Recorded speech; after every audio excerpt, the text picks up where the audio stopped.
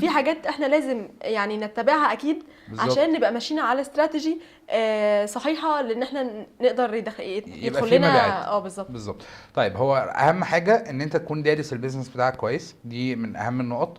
نقطة اتنين ان انت تكون دارس منافسينك. انا بشوف ناس عندها بيزنس مش عارفة مين هم المنافسين بتوعهم، ما يعرفوش تفاصيل عن المنافس. فانا لازم ادرس المنافس عشان يكون بعد كده رقم ثلاثة عندي ميزة تنافسية وبتميزني عن المنافس بتاعي. فانا في كل الاحوال هحتاج يكون عندي حاجة بتميزني تخلي العميل يشتري مني ما يشتريش من حد تاني.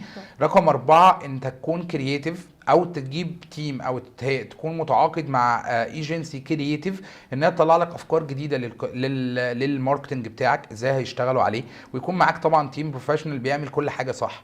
اهم حاجه من الحاجات دلوقتي انك تكون ابديتنج، تكون عارف ان السوق كل يوم بيتغير، ترند كل يوم بيتغير، فانت لازم تكون مواكب قوي للترند دايما في السوشيال ميديا بيروح بالظبط، على فين. متابع الجديد ايه. بالظبط. فهو انا دايما بقول لاي حد لو انت النهارده ما عملتش حاجه جديده ومختلفه مش هيحصل نتيجه مختلفه. يعني انا لو بشتغل بيزك هيكون الانكم بتاع مبيعاتي بيزك، لو بشتغل صح هيكون الانكم مناسب، ولو بشتغل بطريقه كرييتيف اكيد ممكن اكسر الدنيا. وفي ناس طبعا كسرت الدنيا بكونتنت بسيط جدا بس كان مختلف. فهو نقطه الاختلاف دلوقتي مهمه، والاعتماد على اشخاص هم ذو ثقه